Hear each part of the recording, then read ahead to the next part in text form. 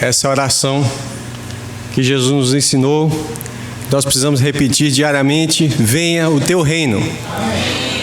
Mas para falar venha o teu reino, nós precisamos entender o que é o reino de Deus. E hoje nós queríamos apresentar um pouco sobre o que a igreja primitiva ensinava sobre o milênio. Por que isso?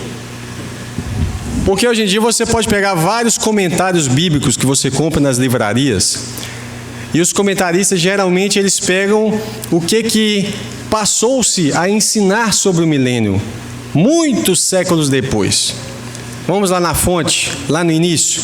Vamos ver como é que a igreja ensinava sobre isso e vamos testificar se aquilo que eles ensinavam está na Bíblia ou não.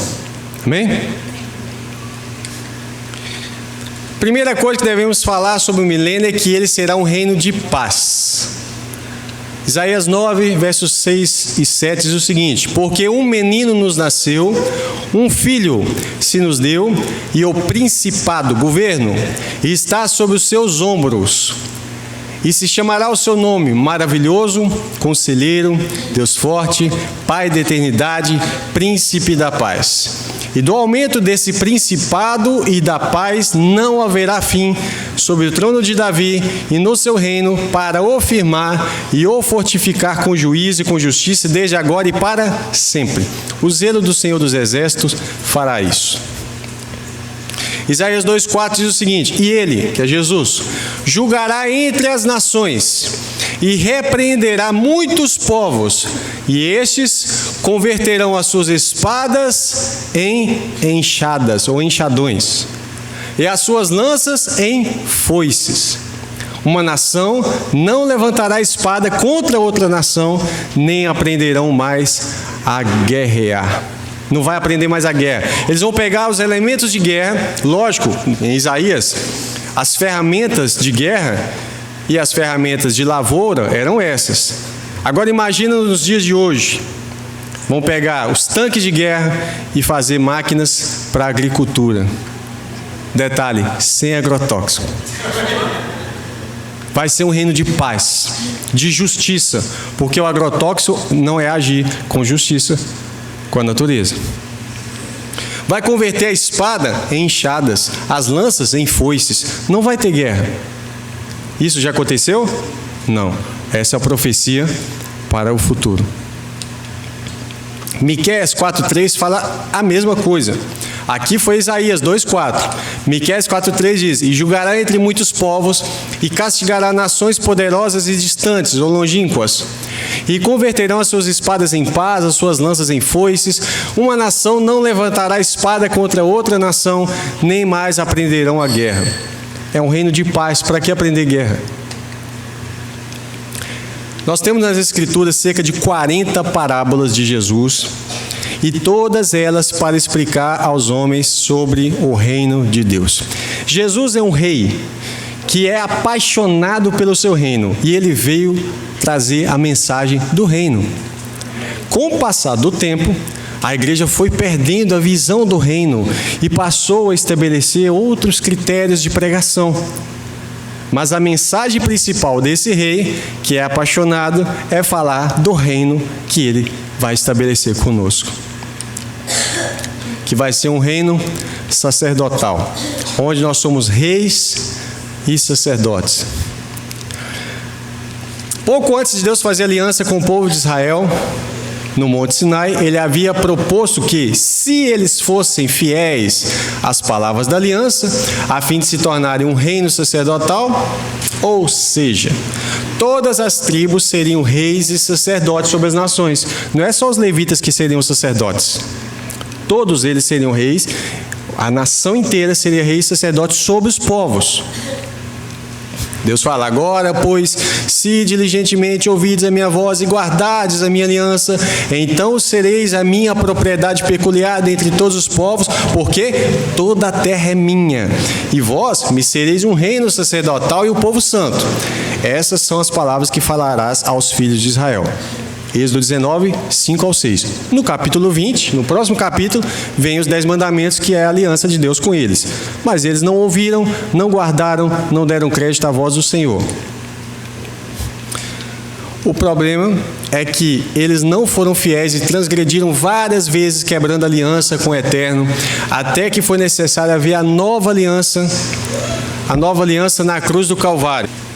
Então eles quebraram a aliança, foi necessário haver a nova aliança na cruz do Calvário. Assim, todos aqueles, sem distinção, sejam judeus ou gentios, que entraram nessa nova aliança pelo sangue de Cristo Jesus, formam a nação santa e o reino sacerdotal de Deus para instruir e governar as nações. Então, seja judeu ou gentil que entraram na nova aliança pelo sangue de Cristo Jesus, formam a nação santa e o reino sacerdotal de Deus para instruir e governar as nações. 1 Pedro 2,9, mas vós sois a geração eleita, o sacerdócio real. Real fala de reis, e aqui fala de sacerdotes. A nação santa. Deus queria uma nação para que ela fosse rei e sacerdote sobre as nações. Israel não estava apto para isso porque ela não guardou a proposta de Deus. Mas agora Deus tem uma nação santa, o povo adquirido. Para quê? Para que anuncieis as virtudes ou os poderes daquele que vos chamou das trevas para a sua maravilhosa luz. Hoje estamos na luz do Senhor, amém? E Deus nos chamou para anunciar isso para as nações. Apocalipse 1,6. Deus nos fez reis, só voltando aqui. Pedro falou que nós somos sacerdócio real. Em Apocalipse está escrito, e nos fez reis e sacerdotes para Deus e seu Pai, e a Ele a glória, o poder para todo sempre. Amém. Deus está fazendo em nós. Aqui está falando nos fez, porque Deus tem a linguagem do espiritual e tem a linguagem do físico, do literal. E eu vou explicar isso depois. Mas nós já somos reis e sacerdotes. Espiritualmente, em Cristo, porque a cabeça já foi glorificada. Cristo já está glorificado. Apocalipse 5,10. Abre lá, fala assim, e para o nosso Deus, alguma tradução está ainda melhor, tradução está assim, nos fez reis, ou os constituísse, porque está se referindo a nós, reis e sacerdotes, e reinaremos sobre a terra. Isso é o que estava escrito lá em Daniel. E os reinos debaixo de todo o céu serão dados aos povos dos santos do Altíssimo. Isso está na 7ª trombeta, que fala que os reinos do mundo vieram a ser do Senhor e do seu Cristo. E aqui está falando que serão reis e sacerdotes, reinarão sobre a terra. Apocalipse 20, verso 6. Bem-aventurado e santo é aquele que tem parte na primeira ressurreição. Que, como o irmão tinha me perguntado no intervalo, essa ressurreição, ela ocorre depois da besta e do falso profeta, ou seja, depois da grande tribulação. Só você pegar o verso 4 e 5, você vai ver. Bem-aventurado e santo é aquele que tem parte na primeira ressurreição. Sobre estes, a segunda morte não tem poder, não tem autoridade. Pelo contrário, eles serão o quê? Sacerdotes de Deus e de Cristo, e o quê? Reinarão com ele 1000 anos. Apocalipse 22, 5. Então já não haverá noite, nem precisam eles de luz de candeia, nem da luz do sol, porque o Senhor Deus brilhará sobre eles, e reinarão pelo século dos séculos. Deus fala o tempo todo que nós somos reis e sacerdotes. 22:5 aqui está falando a mesma coisa. 2 Timóteo 2,12. Se perseverarmos, olha, se é uma condição. Se você não perseverar, você está fora. Se perseverarmos, também com ele reinaremos. Se o negarmos, ele por sua vez nos negará. Sabe como que você nega Jesus? Quando você é confrontado diante dos seus amigos no trabalho, e aí há critérios bíblicos para você defender. E aí, Carlos, o que você acha sobre isso? Eu acho que cada um faz o que quer da sua vida, né? É isso que é o Evangelho? Não. Diante de Deus isso é pecado. Eu não sei, isso aí cada um. Não, Deus tem a lei. Adultério é adultério. Para Deus é pecado. Qualquer tipo de sexo fora do casamento. Homem com homem, mulher com mulher. que não é seu marido, não é sua esposa, antes do casamento, tudo isso é pecado, é abominação diante do Senhor. Você não tem que falar, eu acho que é, eu penso que é, para mim tanto faz, porque para Deus você está negando a palavra dele. E ele fala, aquele que me negar, eu também vou negar. Mas se você for fiel e perseverar na minha palavra, você também vai reinar comigo. 2 Timóteo 2,12 fala sobre isso. Apocalipse 3,21. Ao vencedor, dar-lhe-ei a sentar-se comigo no meu... Quem senta no trono? Rei. Quem vencer, reina comigo. É isso que Jesus está dizendo. Ao vencedor dar-lhe-ei sentar-se comigo no meu trono, assim como eu também venci e me assentei com meu Pai no seu trono. A promessa de Deus é grande demais para a gente jogar fora. Lucas 22:30. Para que comais e bebais a minha mesa no meu reino. Jesus está falando disso no futuro. Infelizmente tem teólogos que falam que o reino já está acontecendo, que já passou muita coisa. Não. E vos assentei sobre tronos, julgando as 12 tribos de Israel. Apocalipse 2:26. Ao vencedor. Quem é o vencedor? Aquele que guardar até o fim as minhas obras. Se não guardar, não é vencedor. Eu lhe darei poder, autoridade sobre quem? Isso é futuro ou é agora? Você está dominando sobre as nações? Não. Jesus está falando, quem vencer, eu vou dar poder sobre as nações. Quem tem poder sobre a nação? Rei. E com cetro de ferro as regerá. Lembra aquele cetro que o rei segura? Ele age como um juiz. Com cetro de ferro as regerá e as reduzirá em pedaços como se fossem objetos de barro. Vai destruir toda a estrutura governamental que existe, corrupção que existe hoje. Vai ser tudo limpo. Apocalipse 2:10. Não temas das coisas que tem que sofrer. Eis que o diabo está para lançar em prisão alguns dentre vocês, para serem postos à prova. E tereis tribulação de 10 dias, rápida. Ser fiel até a morte, e dar-te-ei o quê? Coroa da vida. Quem usa coroa? Rei. Deus fala de reino o tempo todo. Mas alguns querem falar de reinar agora. Acham que reinar é conquistar carro, comprar fazendas, é fazer isso. E isso, a teologia da prosperidade, está ocultando a mensagem verdadeira do reino. Jesus está falando que quem vencer, não é vencer na vida, vencer, ficar ganhando dinheiro, não é isso. Estão invertendo o propósito do reino. Ele está falando aqui que for fiel. Apocalipse 3:11. Venho sem demora, conserva o que tens, para que ninguém tome a tua coroa. Quem usa coroa? Rei. 2 Timóteo 4:1. Fundamental. Conjuro-te, pois, diante de Deus e do Senhor Jesus Cristo, que há de julgar os vivos e os mortos na sua vinda e no seu reino. Primeiro vem o quê? A vinda, depois o reino. Toda teologia que coloca o reino antes da vinda, ela é diabólica. Alguns já dizem que Jesus já veio.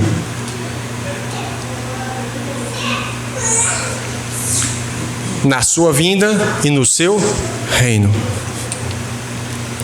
2 Tessalonicenses 2:12. Para que vos conduzisseis dignamente para com Deus, que vos chama para o seu reino e glória. Deus está te chamando para o seu reino e para a sua glória. E o Senhor me livrará de toda a má obra e guardar-me-á para o seu reino celestial. Peraí, pastor, peraí. Tem hora que a Bíblia fala que nós vamos reinar sobre as nações, mas aqui está falando reino celestial. Venha a nós o teu. O reino está onde? Para que seja na terra como é no... O reino é celestial. Esse mesmo reino, sem corrupção, não humano, é o que vai ser estabelecido aqui. Lembra da pedra de Daniel, que foi arrancada e foi jogada aqui na terra? Ela cresceu e se tornou um grande monte. Como era um monte no céu, como era o reino de Deus no céu, vai ser o reino de Deus na terra. Não é reino nos céus, é reino dos céus. Percebeu a diferença? Há uma diferença importante aí. Quando ele fala sobre o reino dos céus, será semelhante a isso e isso. O reino no céu já existe, não precisa de Jesus explicar como que ele será. Ele está explicando como será o reino dos céus aqui na terra, quando ele vier para estabelecer o reino de Deus sobre as nações. Por isso ele fala: a quem seja a glória para todos sempre. Amém. Você pode conferir que entre todos os chamados pais apostólicos, esses são os escritos dos primeiros bispos da igreja primitiva. São os primeiros pais da igreja, são chamados assim na teologia, do primeiro e segundo século, que escreveram alguma coisa sobre o assunto. O resultado é esse. Olha lá. Nós temos ali, a Didaquê, foi escrita cerca de 60 a 90 depois de Cristo. Você percebe que ainda está no período apostólico. Policarpo, que foi discípulo de João, que escreveu o Apocalipse, mas ele parece que admirava muito Paulo, que lendo Policarpo parece que está lendo Paulo. Ele escreve inclusive uma carta aos Filipenses. Clemente de Roma, bem anterior aos concílios que formou depois a Igreja Católica Romana. Papias, Justino, Irineu e Tertuliano. Olha que é bem recente esses escritos. A milenismo, ninguém deles escreveu sobre um milenismo, ou seja, o milênio é espiritual, não existe milênio, é metafórico, isso aí é linguagem figurada, não. Todos, pós-milenismo, ninguém falou que vai passar o milênio e Jesus vai vir depois do milênio, não. Todos eles falam que vai ter a vinda, como estava escrito, e depois o reino, um reino literal. Esse é um dos versos que prova o aspecto futuro da nossa entrada no reino. 2 Pedro 1, 10 a 11. Portanto, irmãos, procurai fazer cada vez mais firme a vossa vocação e eleição. Isso é função sua.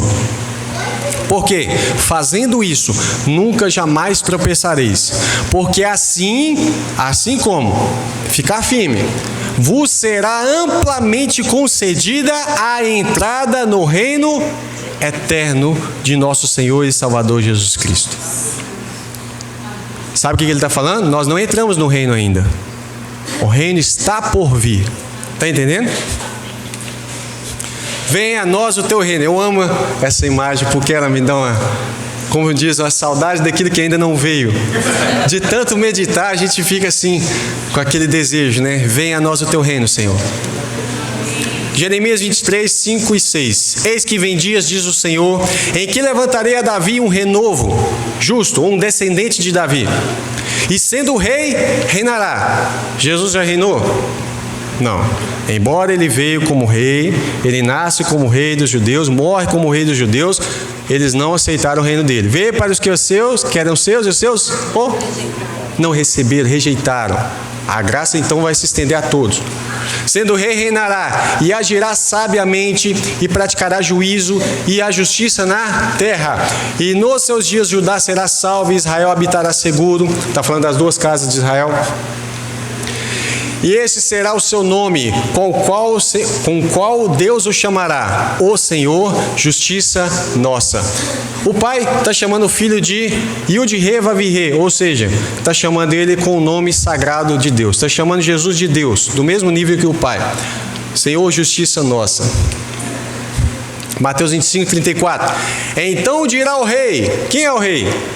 Rei Jesus, aos que estiverem à sua direita, vinde benditos do meu Pai, possuí por herança o reino que vos está preparado desde a fundação do mundo. Chegou o tempo de tomar posse do reino. Deixa eu te perguntar, tem como argumentar que o reino já está acontecendo? Ah, mas ele diz que o reino de Deus está em nós. Irmão, o Espírito Santo habitando em nós, é Cristo habitando em nós, o Rei está em nós, então o reino está em nós. Mas o reino não está acontecendo através de nós. Nós não estamos reinando com Cristo. Entendeu? E agora chega o momento de tomar posse desse reino. Vinde benditos do meu Pai, tomem posse. O que é tomar posse? Uma coisa é você ter uma fazenda, mas a fazenda é sua, porém você ainda não tomou posse dela. Aí chega um momento em que alguém chega, o seu pai chega para você e fala assim: vem meu filho, toma posse da fazenda que é sua. Entendeu a diferença? Você já pode falar que tem uma fazenda, contudo, você ainda não tomou posse da fazenda. Quando Jesus vier, ele vai falar para nós que estaremos à direita dele. Lembra, lá à direita e lá de cá, hein? Vai ficar no lugar certinho. Vinde, benditos do meu Pai, possuam por herança, tomem posse do reino que está preparado para vocês desde a fundação do mundo. Esse reino estava preparado desde a época de Adão, mas foram lá comer a tal da frutinha e deu problema. Mas lá tem um protótipo do reino. Ali é o protótipo. Aquele jardim do Éden é o protótipo. Daniel 7,18, para a gente lembrar algumas coisas. Mas os santos do Altíssimo somos nós, amém? Receberão o reino e o possuirão. Momento de tomar posse, quando eles possuem o reino, para todos sempre e de eternidade em eternidade. Percebe o momento de tomar posse? Depois que vem, Daniel 7 está falando ali, quando ele vem e quebra o chifre pequeno, quando destrói o anticristo. Aí é o momento de tomar posse do reino. Daniel 7,27. E o reino, vamos ler junto? E o reino, e o domínio, e a majestade dos reinos debaixo de todo o céu serão dados ao povo dos santos do Altíssimo, e o seu reino será um reino eterno, e todos os domínios o servirão e lhe obedecerão. Glória a Deus. Amém. Agora eu vou ler para nós, para você. E o reino e domínio e majestade dos reinos debaixo de todo o céu serão dados para nós, os povos dos santos do Altíssimo. E o nosso reino vai ser um reino eterno. E todos os domínios, os governos nos servirão e nos obedecerão. É isso que a Bíblia está dizendo. Deus está preparando nós ainda por dentro, irmão. Daniel 2,44, quando aquela pedra cai no pé da estátua. Mas nos dias desses reis, daqueles 10 reis que estão coliados com o anticristo, nos dias desses reis, vamos lá. Mas nos dias desses reis, o Deus do céu levantará um reino que não será jamais destruído, não vai passar. E este reino não passará a outro povo. Esmiuçará e consumirá todos esses reinos, mas ele mesmo, esse reino, subsistirá para sempre. Glória a Deus. Ou seja, o milênio é só uma partícula do reino eterno de Deus conosco. Sétima trombeta, que é a última. E o sétimo anjo tocou a sua trombeta e houve no céu grandes vozes que diziam o quê? Os reinos do mundo. Onde que é o mundo, irmão? É aqui. Os reinos do mundo vieram a ser do nosso Senhor e do seu Cristo, e ele reinará para todo o sempre. Olha o que eles estão dizendo. Graças te damos, Senhor Deus Todo-Poderoso, que és, que eras e que há de vir, que tomaste o teu grande poder e reinaste. Quando? Na sétima trombeta. Salmos, capítulo 2, verso 6. Eu tenho estabelecido o meu rei sobre Sião. Sião é um nome que aponta para a nova aliança. Quando fala Sinai ou Monte Horebe, fala da antiga aliança, do Antigo Testamento. Fala Sião, está falando da nova aliança. Eu tenho estabelecido o meu rei sobre Sião no meu santo monte. Está falando do reino. Falarei do decreto do Senhor. Ele me disse, tu és meu filho, hoje te gerei. Está em Hebreus 1, está repetido em vários textos do Novo Testamento. Pede-me. Olha o que o pai está falando com o filho. Tu és meu filho, falando com Jesus. Pede-me, eu te darei o quê?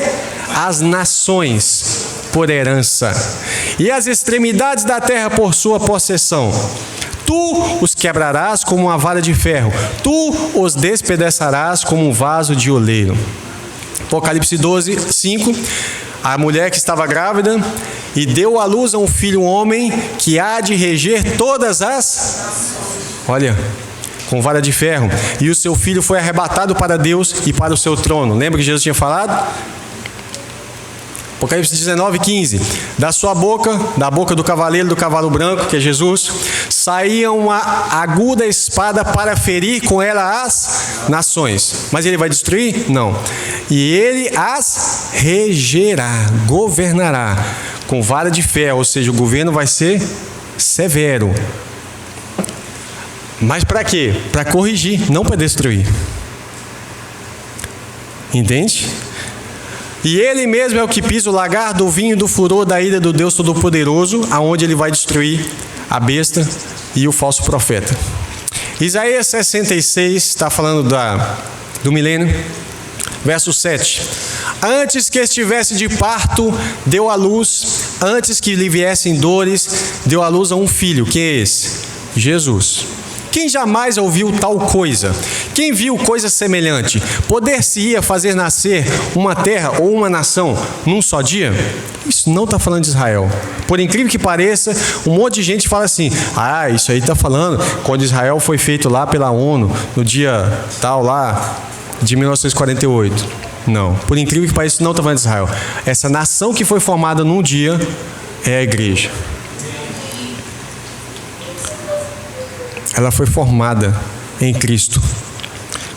Quando forma uma nova aliança, irmão, forma uma nova nação num dia, no dia da morte de Cristo. Lembra que ele fala assim: esse é meu corpo, esse é meu sangue. Aí ele dá por nós para formar uma nova aliança, ele ressuscita. E aí tem um povo que nasce. Porque um povo morre? Porque nós somos corpo de Cristo, certo? Então, o que acontece? Quando ele ressuscita, é um novo corpo, é um novo povo. Aí ele fala que nasceria uma nação de uma só vez. Mas logo que Sião esteve de parto aqui, antes da dor de parto, ela dá luz a um filho. Mas quando ela esteve de parto, ela deu luz a seus filhos, que somos nós. Apocalipse 2, 26 e 27. Ao que vencer e ao que guardar as minhas obras até o fim, eu lhe darei autoridade sobre as nações, com vara de ferro regerá. Já falamos sobre isso. Quebrando de modo como são quebrados os vasos de olheiro, assim como eu recebi a autoridade do meu Pai. Vamos então falar sobre o milênio, porque você acha muito material sobre isso nas Bíblias de estudo. O que é milênio? Milênio significa 1000 anos, vem da palavra latina. Isso está na Bíblia. Se você puder abrir Apocalipse 20. Eu vou ler o verso primeiro, para ficar mais contextualizado.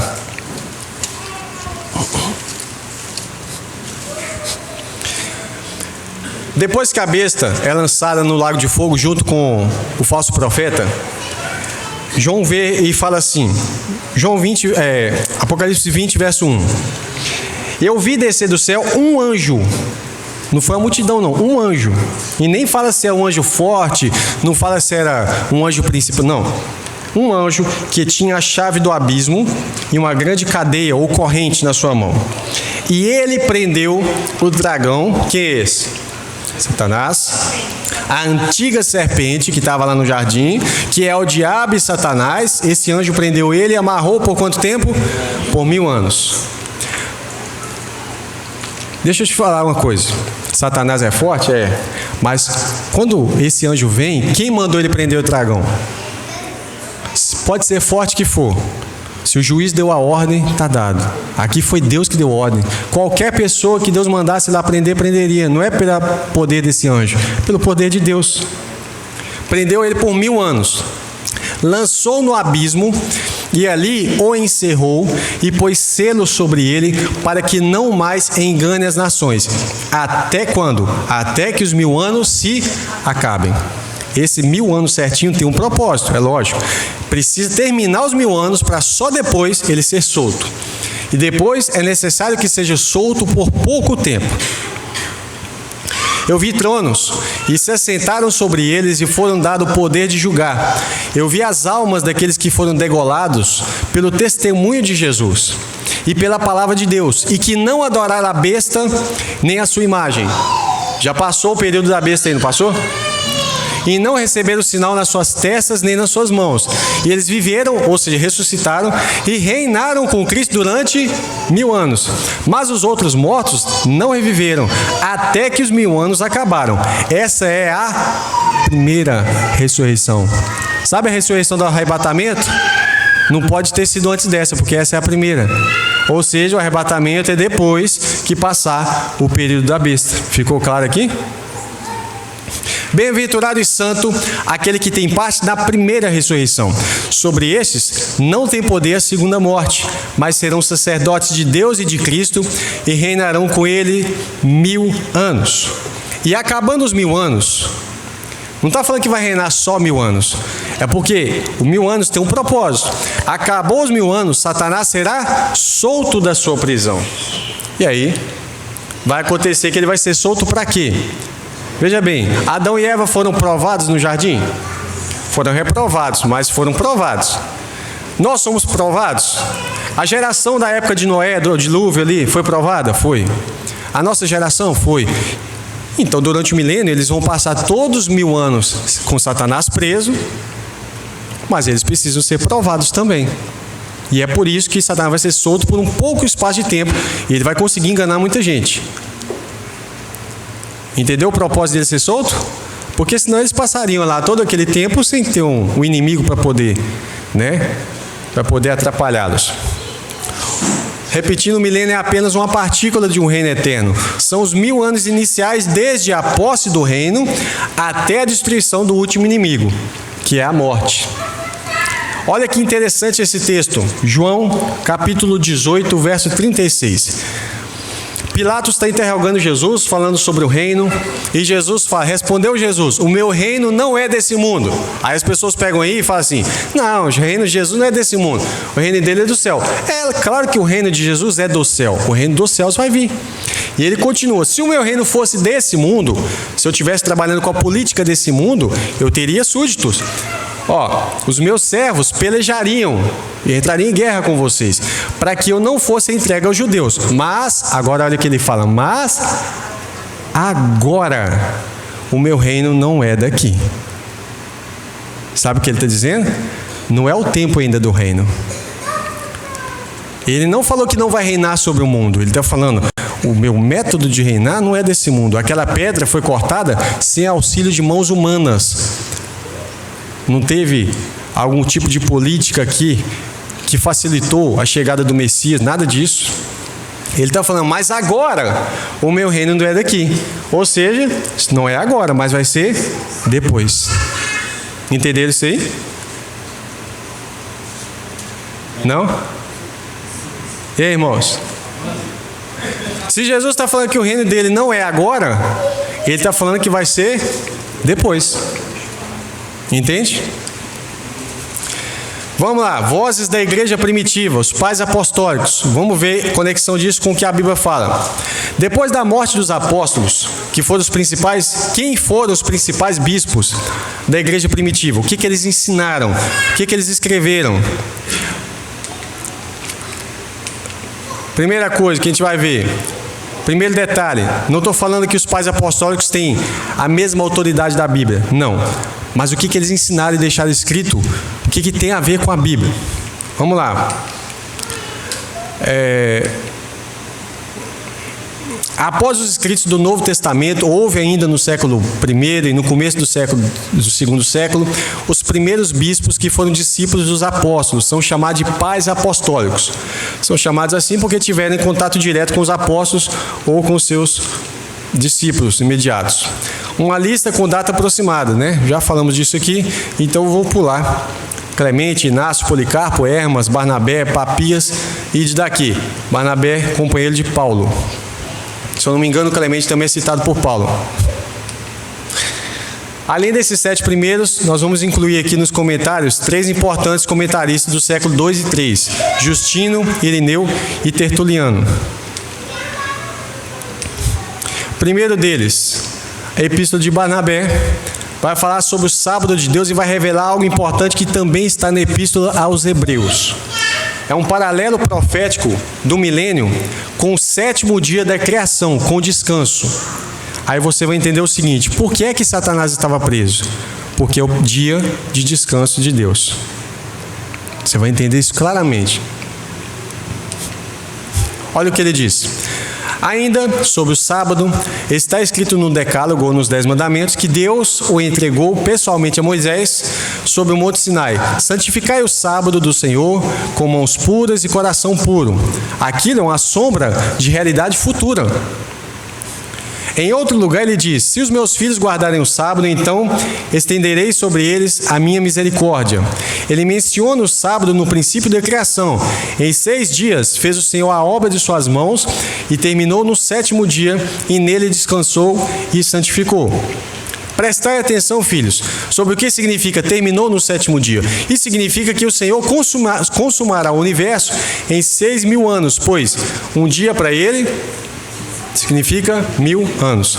Ele próprio o atesta dizendo: eis que um dia do Senhor será como 1.000 anos. Portanto, filhos, em 6 dias, que são 6.000 anos, o universo será consumado.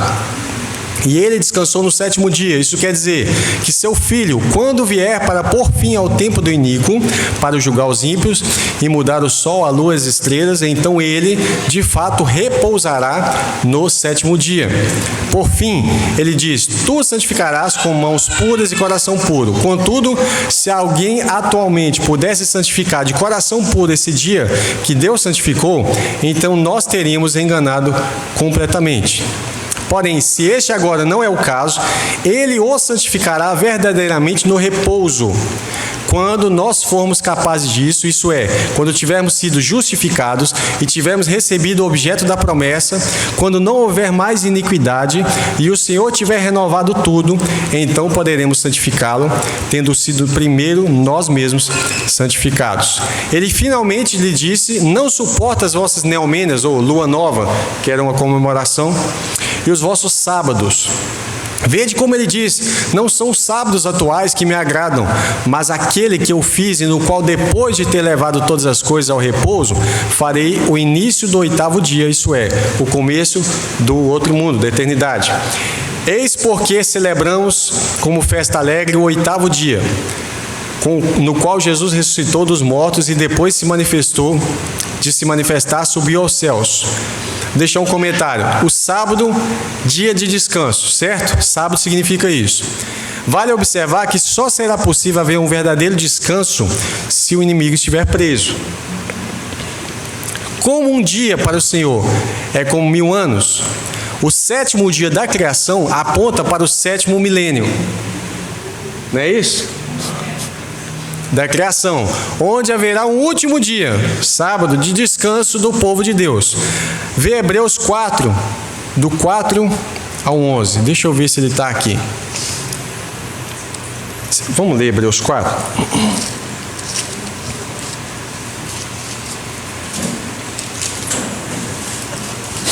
Verso 4. Abre sua Bíblia e confere. Porque em certo lugar disse assim do dia 7º, ou do 7º dia: e repousou Deus de suas obras, todas as suas obras no 7º dia. Lembra que Jesus fala assim: o meu Pai trabalha até agora e eu trabalho também? É porque não chegou o sábado para Deus ainda. É isso que ele está dizendo. Outra vez neste lugar não entrarão no meu repouso, visto pois que resta que alguns entrem nele, e que aqueles a quem primeiro foram pregadas as boas novas não entraram por causa da desobediência. Ou seja, aqueles israelitas lá que fizeram aliança com Deus não entraram nem em Canaã por causa da desobediência. Determina outra vez, um certo dia, hoje, dizendo por Davi, muito tempo depois que ele já estava em Canaã, como está escrito: hoje, se ouvides a sua voz, não endureçais os vossos corações.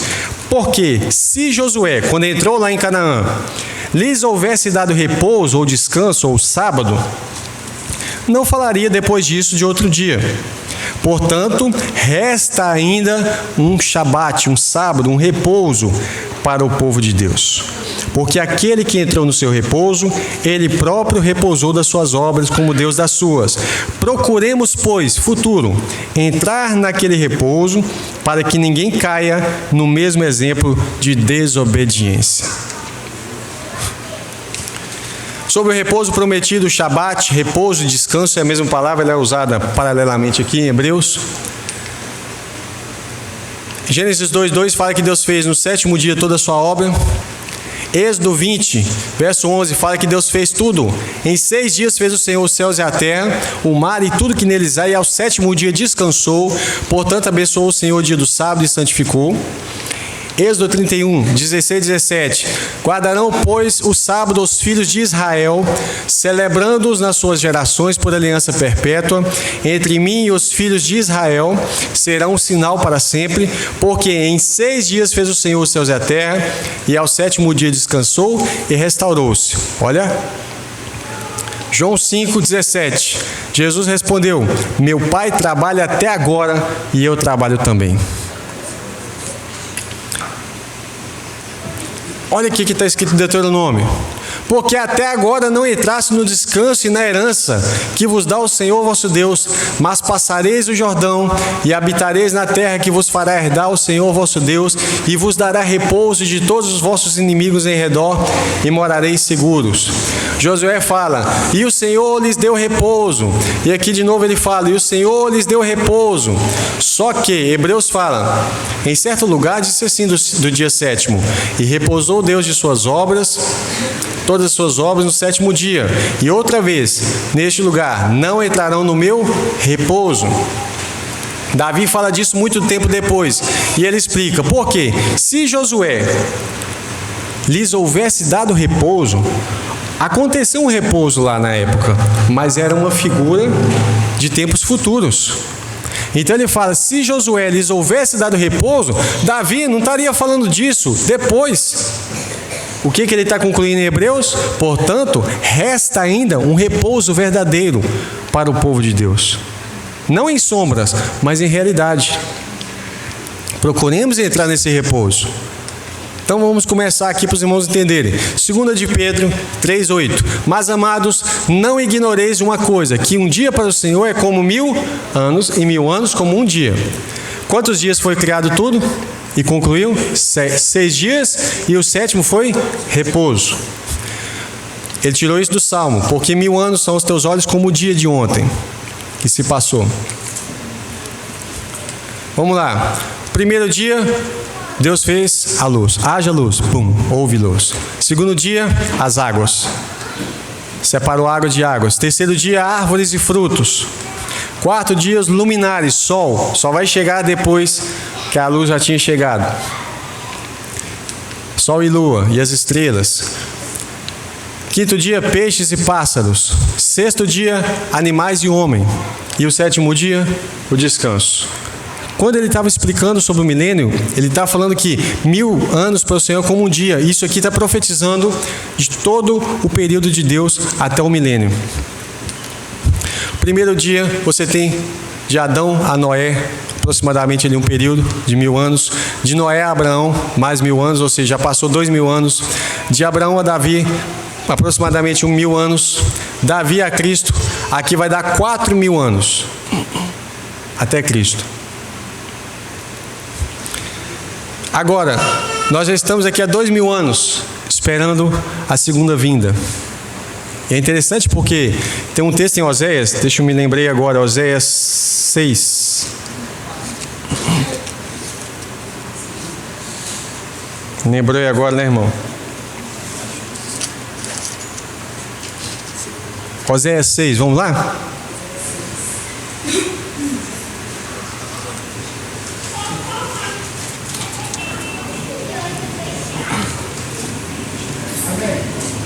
Diz assim: vinde, voltemos, tornemos ao Senhor, porque Ele despedaçou e nos sarará.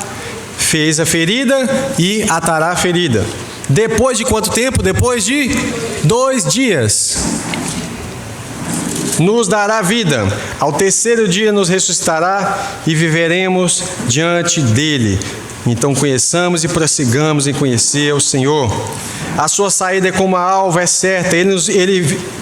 A Ele nos virá como a chuva serôdia que rega a terra. Lembra que para a vinda precisa de ter chuva? Aqui, ó, depois de 2 dias, aqui, ó, Ele vai nos ressuscitar. Começa lá o último dia, que é um dia é 1000 anos. Depois desse dia, então tem o juízo final, encerra o ciclo da criação. É isso que ele está explicando. Agora olha que detalhe interessante. O primeiro dia, onde tem luz, as coisas saem das trevas para a luz. período das trevas ali, a queda, a depravação, para a luz, a graça, quando fala que Noé encontrou graça aos olhos do Senhor. A queda de Adão e Eva foi as trevas. Quando ele vê Noé, a Bíblia fala que ele encontrou graça aos olhos do Senhor. Pensou o que é isso? Águas, vem as águas do dilúvio. Árvores e frutos no terceiro dia da promessa, conquista da terra prometida, você lembra? A terra que emana leite e mel, que tem frutos, que os frutos são enormes. Os luminares. Olha, o quarto dia é quando chega Cristo. Malaquias 4:2 fala que Jesus é o sol da justiça, o luminar. Peixes e pássaros. Se você lembrar de peixe, os cristãos, sabe aquele peixinho que é o símbolo dos cristãos? Pois é, Jesus fala: Pedro, vou fazer de você pescador de homens. Nós somos os peixinhos de Deus, pescados por Ele. Pássaro, você tem a pomba, que é o símbolo do Espírito Santo. Aqui no final dos 2000 anos, você tem os animais e o homem. Você tem Jesus, que é o cavaleiro do cavalo branco, também é leão, também é cordeiro e é um homem, segundo Adão, ou último Adão. Mas você tem do outro lado também a besta, que é a fera, é um outro bicho. O leão, o urso, o leopardo e o homem da iniquidade, que é o anticristo. E no fim, nós temos o repouso, que é o sétimo dia, que resta ainda um repouso para o povo de Deus. Está falando de um outro dia, um dia para o Senhor como 1000 anos. É necessário isso acontecer para nós. Olha o que Joséfo falou sobre a longevidade dos homens. Noé viveu 350 anos depois do dilúvio, na máxima prosperidade, e morreu com 950 anos de idade. Lembra que a Bíblia fala disso? Matusalém viveu mais do que ele ainda. Por maior que seja a diferença entre a pouca duração de vida dos homens de hoje e a longa duração dos que acabo de falar, que ele falou outros, o que narro não deve passar por inverossímil ou por inverdade. É que, além de os nossos antepassados serem muito queridos de Deus, e como obra que ele havia feito com as suas próprias mãos, os alimentos, olha o que ele já falava há 2000 anos atrás, Flávio José falava, os alimentos que nutriam eram mais apropriados para conservar a vida. E Deus a prolongava tanto por causa da sua virtude, como para lhes dar meios de aperfeiçoar o conhecimento da geometria, da astronomia, não é astrologia, e que eles haviam inventado, o que eles não teriam podido fazer se tivessem vivido menos de 600 anos, pois é somente após a revolução dos 6 séculos que se completa o grande ano. Todos que escreveram a história, tanto da Grécia como de todas as nações, dão testemunho do que eu digo. Mâneto, que escreveu a história dos egípcios, Berose, que deixou a história dos caldeus, Moco, Estieu e Jerônimo, que escreveram a história dos fenícios, dizem também a mesma coisa. Hesíodo, Hecateu, Ascal, Zila, Elânico, Éforo e Nicolau referem-se a esses primeiros homens, viviam até 1000 anos. Deixo aos que lerem isso que façam o juízo que quiserem. Bem, eu coloquei aqui um quadro que a Bíblia fala. Adão viveu 930 anos, Sete 912, Enos 905, Cainã 910, Maalaleel 895, Jared 962, Enoque viveu só 365 anos. Lembrou de alguma coisa? 365 dias que tem um ano. Matusalém, filho dele, é o que viveu mais, 969 anos. Lameque, 777, perfeição de Deus. Depois disso vem Noé, aonde com Noé Deus acha graça em Deus, e aí o que vai acontecer? O dilúvio. Agora olha para isso, essa lista. No milênio, os homens vão viver assim, muitos anos, a Bíblia fala isso. Vou mostrar. Vamos lá. Deus tinha dito assim: mas da árvore do conhecimento do bem e do mal, dela não comereis. Come toda a árvore, não é isso? Porque no dia em que você comer dela, certamente morrerá. Adão comeu, morreu na hora? Não, mas ele morreu no dia. Por quê? Adão viveu apenas 930 anos. Como prometido, ele não alcançou o segundo dia. Um dia para o Senhor é como 1000 anos. Ele não viveu 1000 anos. Ele morreu no dia que ele pecou. Entendeu? A restrição da longevidade. Então disse o Senhor: não contenderá o meu espírito para sempre com o homem, porque ele também é carne, porém os seus dias serão 120 anos. Isso vai sendo reduzido até Moisés. Moisés estava firme, estava saudável, estava vendo tudo muito bem, mas chega a 120 anos, ele morre. A longevidade dos povos. Olha o que Deus fala em Isaías 65, verso 22. Porque os dias do meu povo serão como os dias da árvore. A árvore vive muito. Acho que aqui na Amazonas deve ter a árvore que vive mais de 1000 anos, né? O que eles falam da fertilidade da terra? Papias de Herápolis escreveu sobre o seguinte. Isso atesta também, nós temos aqui Irineu escrevendo o que Papias disse. Isso atesta também por escrito Papias, discípulo que foi de João, o João do Apocalipse, colega de Policarpo, que era discípulo de João também, varão antigo, no quarto dos seus livros, porque foram por ele compostos 5 livros. Papias mesmo recebeu tocante à fé que foram familiares dos mesmos apóstolos. Pelos demais, este Papias de que falamos confessa ter recebido os discursos dos apóstolos de boca de quem seguiram estes, mas de Aristion e de João, o ancião, diz que foi pessoalmente ouvinte. Os mais antigos dos intérpretes eclesiásticos, Filão, o filósofo, contemporâneo dos apóstolos, e o célebre Papias, o discípulo de João Evangelista. Aqui é para mostrar que Papias era bispo, era discípulo de João. Isso diz, segundo opina a Papias, que foi em tempos bispo de Herápolis, da Ásia, e que atingiu a maturidade de sua idade em tempo de João, o Evangelista. O que ele fala sobre a fertilidade da terra?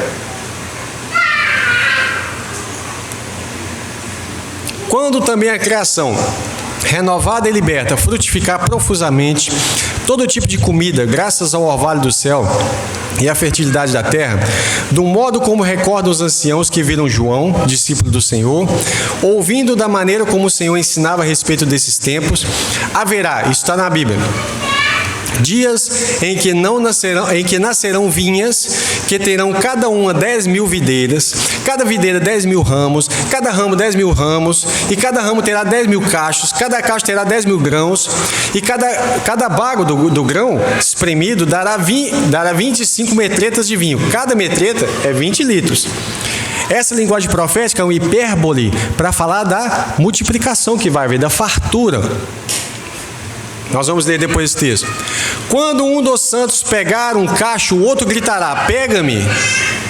Deixa eu ver aqui se eu tenho esse texto aqui. Tem. Está aqui na frente. Opa. Quando um dos santos pegar um cacho, o outro gritará: pega-me, porque eu sou melhor, e por meio de mim bendiz o Senhor. Do mesmo modo, um grão de trigo dará 10.000 espigas, e cada espiga 10.000 grãos, cada grão dará 10 libras de farinha branca limpa. Também os outros frutos, sementes e ervas produzirão nessa mesma proporção. Todos os animais que se nutrem desses alimentos que recebem da terra se tornarão pacíficos e viverão harmoniosamente entre si, e eles se submeterão aos homens como era no princípio, sem qualquer relutância.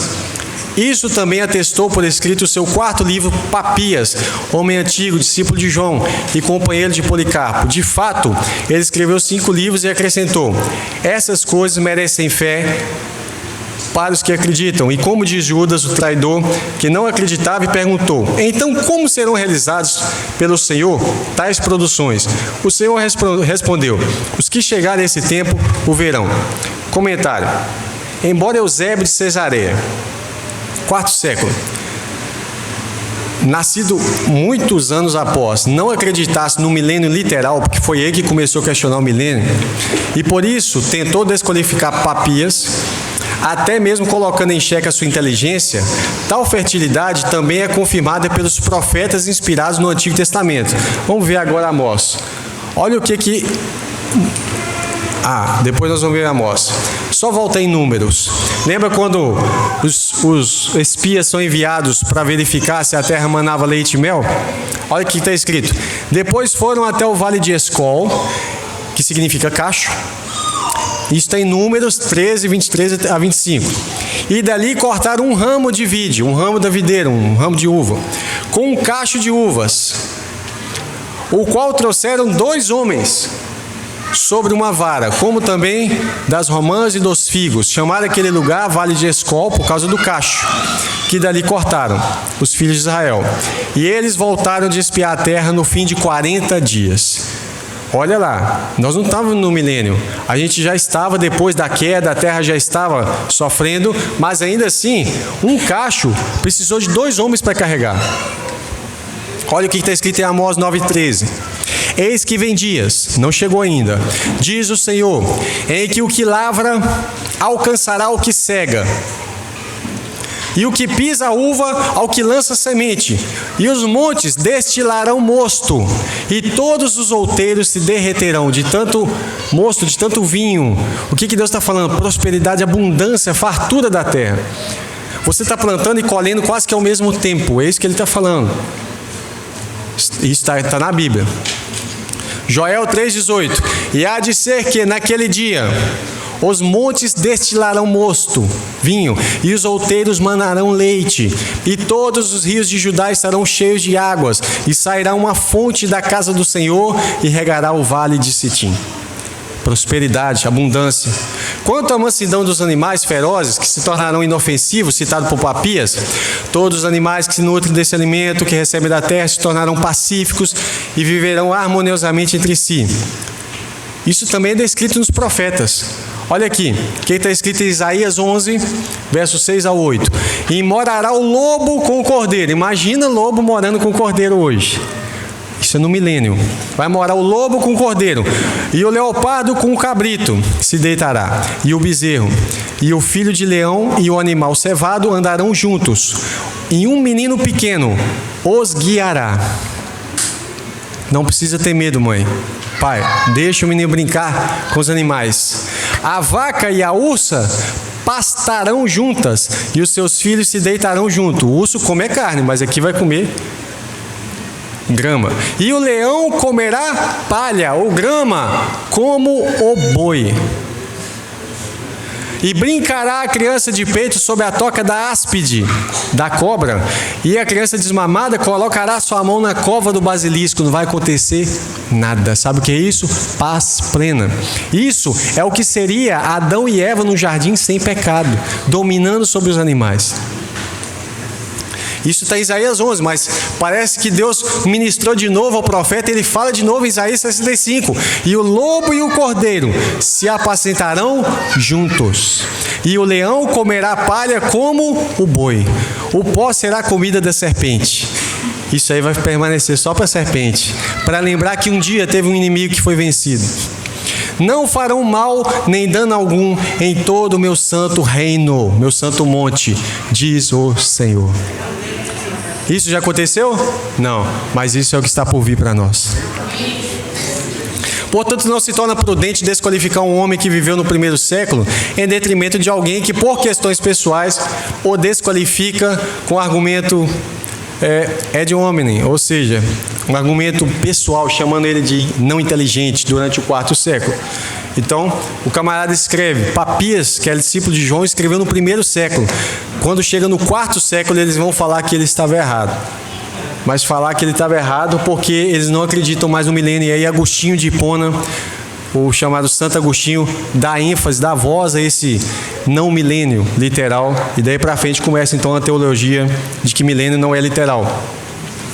Dessa forma, consideramos que os relatos de Papias, embora carregados de hipérbole, ou seja, palavras que exprimem exagero, próprios do estilo profético, porque o profeta faz isso mesmo, mais coerente do que as críticas de Eusébio e posteriores. Agora veja bem, Clemente de Roma vai falar sobre os santos herdar a terra. Está escrito, os bons habitarão a terra. Te lembrou alguma passagem bíblica disso aí? E os inocentes serão deixados sobre ela, mas os pecadores serão exterminados dela. Para apoiar tal afirmação feita por Clemente, vamos às promessas bíblicas, tanto do Antigo Testamento como do Novo, feita por Jesus Cristo, garantindo que os mansos têm a terra como herança. Jesus falando, não é teólogo falando. Bem-aventurados os mansos, porque eles herdarão a terra. Ele tirou isso do Salmo, que ele tinha inspirado. mas os mansos herdarão a terra. Por que Jesus fala isso? Nós não conseguimos enxergar isso. Bem-aventurados sois vós, bem-aventurados os mansos. Por quê? Porque herdarão a terra. Ah, não, Jesus. Mas a terra vai ser uma maravilha, porque a terra vai ser um céu na terra. O reino do céu vai ser aqui. E ele fala, mas os mansos herdarão a terra e se deleitarão na abundância de paz. Porque os malfeitores serão desarraigados, mas aqueles que esperam no Senhor herdarão a terra. Os justos herdarão a terra e habitarão nela para sempre. Clemente de Roma continua falando, na verdade, rápido e proximamente se cumprirá o desejo de Deus. De fato, a Escritura também dá testemunho. Ele virá rapidamente e não tardará. E mais, o Senhor, o santo que esperais, virá logo ao seu templo. Caríssimos, consideremos como o Senhor nos manifesta sem cessar a ressurreição futura, cujas primícias Ele concedeu no Senhor Jesus Cristo, ressuscitando dentre os mortos. Caríssimos, vejamos a ressurreição que acontece num tempo marcado. O dia e a noite mostram uma ressurreição. A noite se põe e o dia se levanta. O dia se vai e a noite aparece, ou seja, morre o dia e nasce de novo. Tomemos os frutos, como em que lugar germina a semente. O semeador saiu e lançou a semente, e lançou na terra cada uma das sementes. Essas coisas caindo por terra, secas e nuas, se dissolvem e depois, a partir da própria desagregação, a magnífica providência do Senhor as faz ressuscitar e de uma única semente crescem muitas e produzem frutos. Olha o que Paulo fala sobre a semente. Deixa eu voltar. 1 Coríntios 15, 42 a 50. Assim também na ressurreição dentre os mortos, semeia-se o corpo em corrupção. Você semeia o corpo, ressuscitará em incorrupção. Semeia-se em ignomínia ou em vergonha, ressuscitará em glória. Semeia-se em fraqueza, ressuscitará em força, vigor.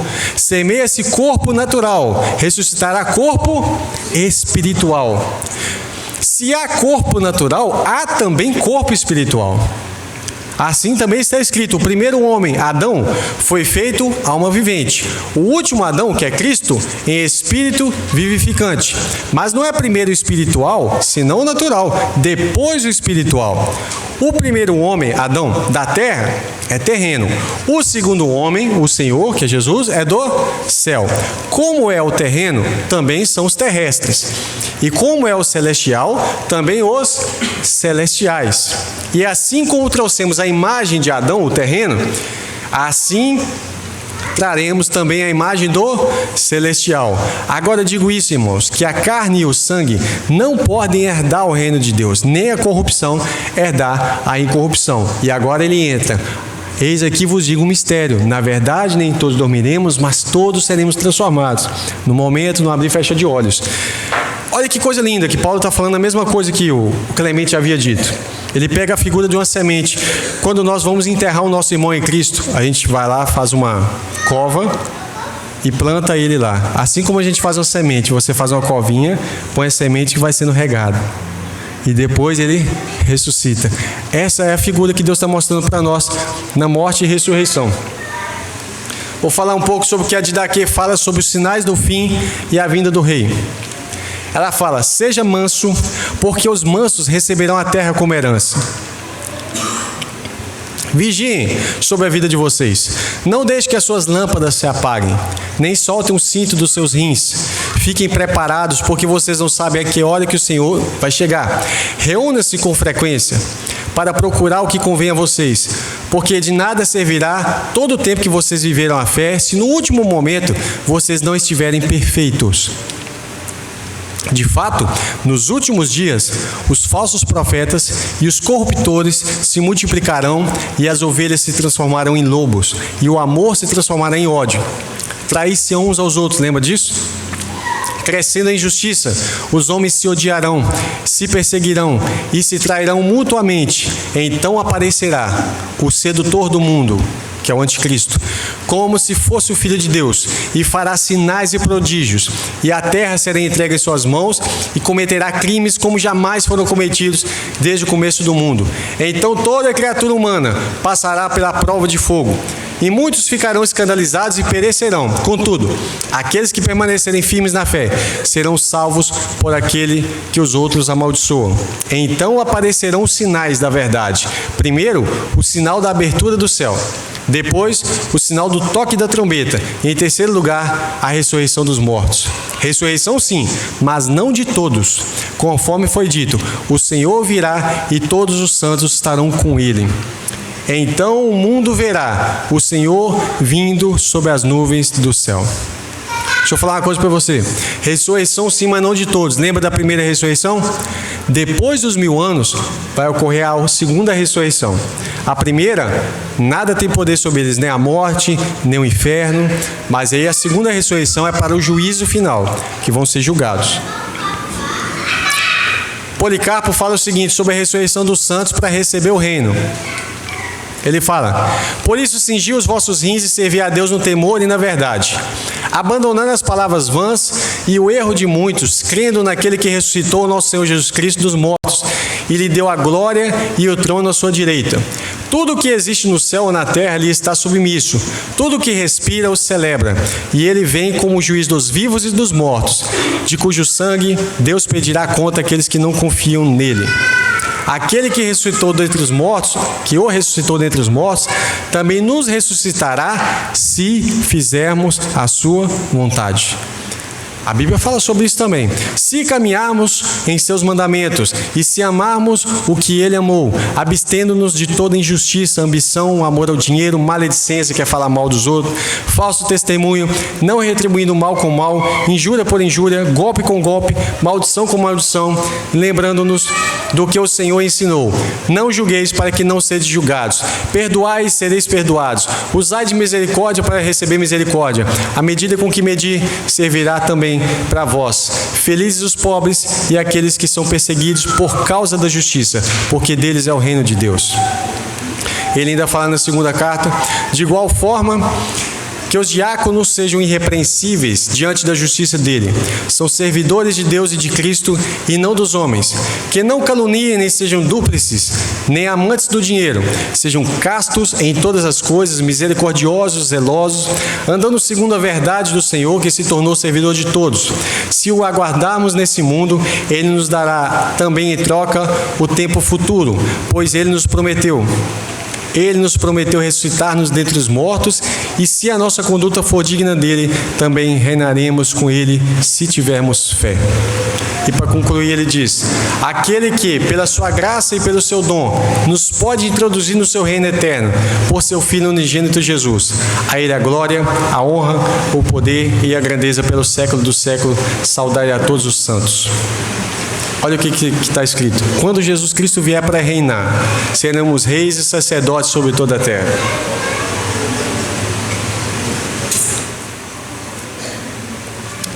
Apocalipse 5, verso 9 a 10. E cantava um novo cântico dizendo: digno és de tomar o livro e de abrir os seus selos, porque foste morto e com teu sangue compraste para Deus de toda tribo, língua, povo e nação, não só de Israel, de todo o povo, incluindo Israel, povo, tribo, língua e nação, comprou para Deus. E para o nosso Deus nos fizestes reis e sacerdotes, e reinaremos sobre a terra.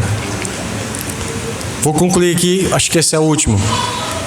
Justino: da minha parte, eu e alguns outros cristãos de mentalidade correta não só admitimos a futura ressurreição da carne, mas também 1000 anos em Jerusalém reconstruída, embelezada e aumentada, como promete Ezequiel, Isaías e os outros profetas.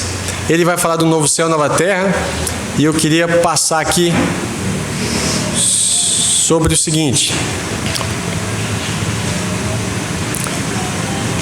se hoje somos servos e submissos à autoridade desse século, hoje somos, né?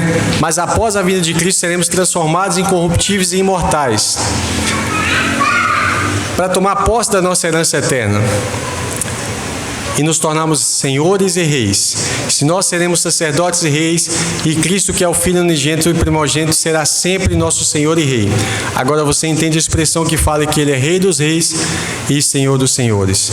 1 Timóteo 6,15, Paulo diz: a qual, em suas épocas determinadas, há de ser revelada pelo bendito e único soberano, o Rei dos reis e Senhor dos senhores. Apocalipse 17,14, pelejarão contra ele, contra o Cordeiro, e o Cordeiro vencerá, porque é o Senhor dos senhores e o Rei dos reis. Vencerão também os chamados, eleitos e fiéis, que se acham com ele, que somos nós. Então eu queria deixar isso aqui para os irmãos meditarem, que se o Senhor Jesus é Rei dos reis, e Ele vem assim, é porque Ele é Rei meu e seu. Ele é Senhor dos senhores, porque Ele é Senhor meu e seu. Há muita coisa para se falar sobre o milênio ainda, mas eu queria deixar isso aqui hoje para os irmãos, e eu prometo deixar um vídeo para responder a pergunta que a mãe da Carita fez,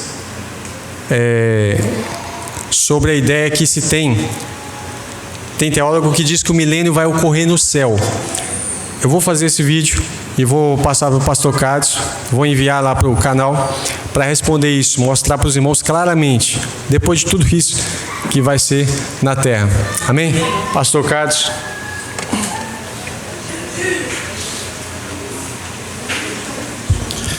Amém, irmãos. Tem irmão que passa o dia na televisão e não cansa, mas para ouvir a palavra de Deus dá cansaço, impressionante, né? A gente tem que rever nossos conceitos, entendeu? Se a gente está cansado é porque a gente não somos crianças, né? A gente vê as crianças ali estão cansadas, mas nós, então espiritualmente, irmãos, estamos crianças, né? Porque falar de Deus, irmãos, o espírito fica aceso, entendeu, irmãos? Mas amém, glória a Deus. Chegamos ao final, última mensagem. O material todinho vai estar no canal dos irmãos em Manaus. A gente vai ver se coloca no Google Drive todos os slides para os irmãos baixarem, tá? Para passar para os irmãos. Queria agradecer muito ao nosso irmão, o pastor Felipe, né? Tá de férias, se dispôs a vir aqui com a gente. Então tá tirando tempo que era para estar com a família, tá aqui conosco. Amém, irmãos? De graça. Amém, irmãos? A conferência também foi de graça. Amém? Mas isso não impede, se o Senhor tocar no teu coração, você oferta ali na nossa caixa de ofertas. Amém, irmãos? Se eu tocar no teu coração, está ali para isso mesmo. Amém? Vamos ter agora. Primeiro dia foi o quê? Esfirra do Habib's. Segundo dia foi o caldo de feijão. E hoje é o quicão. Amém, irmãos? Ó, lembrando, a hora das dúvidas, a gente vai colocar uma mesa aqui, ó. O Felipe, ele vai estar comendo, os irmãos vão tirando dúvida. Comendo e tirando dúvida. Até a hora que vocês quiserem, até quando tiver gás. Amém? Nossas reuniões, a gente faz reuniões de casa terça e quarta-feira. Qualquer coisa me procura. Nossa reunião de oração é toda quinta-feira, só para orar. Sábado é de manhã ou à tarde que as irmãs estão orando? Sim. À tarde. Sábado à tarde as irmãs estão só para orar também. E domingo, um domingo é partir do pão e o outro domingo é estudo bíblico, aqui no local. Amém? Estamos de braços abertos para receber os irmãos, para receber dos irmãos a porção que os irmãos têm. A gente quer receber dos irmãos e também passar alguma coisa que isso tem transmitido para a gente. Amém? Glória a Deus. Vamos orar um pouquinho ainda? Pai, obrigado por o Senhor ter proporcionado esse momento para nós, esse fim de semana, Senhor. Que isso tudo que foi falado, Pai, nós possamos meditar. Que o Senhor possa transformar nossas atitudes, Senhor.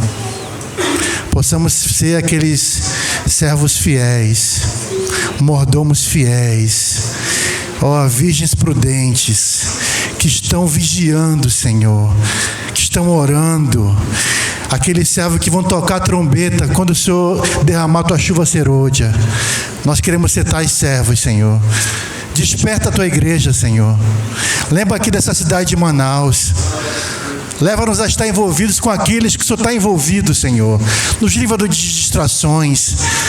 Leva-nos a estar atentos e vigilantes, Senhor. Preparando-nos, Senhor. Preparando nossas vestiduras para sermos desposadas por Ti, Senhor. Nos guarda ao longo dessa semana. Nos livrando de todo mal. Nos livrando de cair em tentação. Fica conosco ainda agora, Senhor. Guarda o nosso irmão Felipe. Seja com seu retorno. Guarde ele e sua família. Continua ministrando por meio dele, Senhor. Continua acrescentando revelação para ele. É o que nós jogamos, papai, nessa noite. Em nome de Jesus. Amém.